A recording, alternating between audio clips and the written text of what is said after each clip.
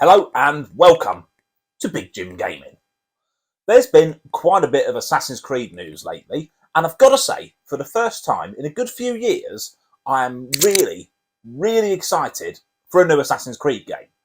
Especially, me personally, Mirage. It looks awesome. It's going back to the old school Assassin's Creed, which is what made it different and great. But there's a problem. We're going to have to wait over a year. Well, roughly. For a new game. But I've got an Assassin's Creed itch now.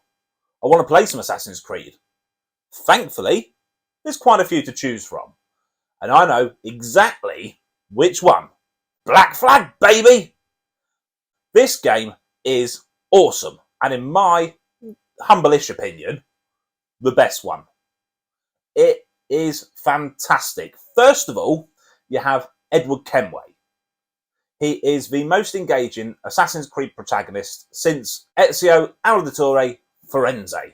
This game needed to be big. This game needed to be good after the lukewarm reception that Assassin's Creed 3 got for good reason. And boy is it. For starters, the story is superb. Absolutely brilliant. I won't give you any spoilers on that one, but it's just really engaging and you'll find yourself just wanting to know more and more and more every step of the way. Bit like when you're watching your favourite series and you think, just one more episode before bed. And of course, in true Assassin's Creed style, you get to meet some awesome historical characters. From Blackbeard himself to Mary Read and so much more. The legendary pirates are all there for you to go out there on the high seas with to pillage and plunder. The modern day story is actually really good. Now, I might be in the minority here, but I personally really like the modern day story. I like the contrast. I like the fact there's two stories going on, and I'm always really intrigued by it. And they did this really well. For starters, in the modern day, you go from third person view to first person. So you feel like you're in two different types of game, which really helps to separate it. Of course, in the modern day part, there's no combat as such. It's more sneaking around. In this case, you are working at Abstergo and hacking into different terminals and computers. They bring back Rebecca and Sean as well in the modern day. I don't want to spoil it for you, but it's just really engaging. There's some good puzzle solving elements. And again, good, strong story. Carrying on where Desmond Miles left off. At the time, when this was launched in 2013, this actually was the biggest map on an Assassin's Creed game. I appreciate it might have been surpassed now by the likes of Valhalla, but it's still pretty massive.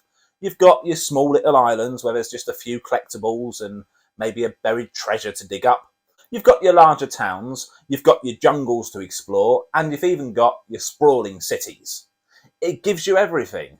And before you say it, because I know you're thinking it, yes, a huge part of the game map is ocean. It's sea, that you explore in your boat. That's brilliant! Because the boat parts are the best parts. The sea combat doesn't get old. It just doesn't. You get to either sink a ship or you can bring it down till it's just about ready to sink but not quite. Border with your crew, take it over, take over the crew, keep the ship as part of your fleet or scuttle it, whatever you wish. That does not get old. Ever. And of course you've got the forts as well that you can battle to take over. And just the exploration side of things, it really gets you. There's even, and I'm sorry any members of PETA, but some brilliant sections where you get to go after whales with harpoons. And if you are a bit sensitive to that sort of thing, it's a video game. Get over it. And of course you've got the diving bell sections, which opens it up to yet another level. You go in your diving bell. Sometimes you're swimming across the seafloor, finding things that you want to find. However, you'll be amazed how often you find yourself going into a hidden cave and finding some smugglers and relieving them of their hard-earned bounty. This is the only Assassin's Creed game I've ever 100%ed, simply because every single side mission is fun. Even the fetch quests, where you get to use your boat, they're fun. And there's hardly, I can't say none, but hardly any follow missions, because they listened. Thank you, Ubisoft. You did well with that bit. And of course, there's plenty more as well. You can raid warehouses on land, to get their supplies. You can take on assassination contracts like you can in the previous games. There's so much to do, and I'm going to put my neck out here and say it's all good. Seriously, none of it's boring. It doesn't feel like it's just there to elongate the game. It's fun. I mean, one of the side quests is finding buried treasure as a pirate on a pirate ship. Get more fun than that? You can't. Graphically, it still holds up well. So this was launched cross-platform, so it was on the PS3, the Xbox 360, and the PS4 and the Xbox One. Obviously, the PS4 and the Xbox One looks a bit better, but it still looks good on the other as well. And I think it holds up very well today. I don't think when playing this you will feel like you're playing an old game. I certainly don't, and I do play old games. The changes to the combat they made with Assassin's Creed 3, which were actually pretty positive, whereas instead of just holding a block button and timing your attack button, you actually have to time your blocks and, well, you'll find out when you play it. They're there, but they're polished. They're far better than Assassin's Creed 3. They work really well. The combat feels up to date. It doesn't feel dated at all. It's really good fun. It does present a challenge as well. And of course, you get your Assassin's Creed gadgets, from the hidden blade right up into your smoke bombs, your rope darts, and plenty more to discover besides. And if all that isn't enough for you, it's got the best DLC. Now, DLC on any game can be a bit iffy. Quite often it's a cash grab, let's be honest. But this one is not.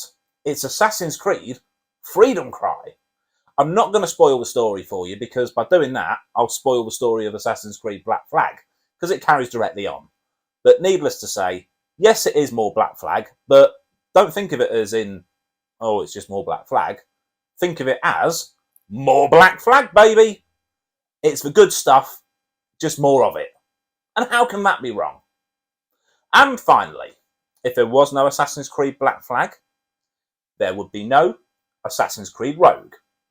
Likely, the one Assassin's Creed game that you overlooked. That's for an upcoming video. Make sure you hit subscribe so you don't miss it. Thank you very much for watching, and as always, watch this space. Plenty more coming soon.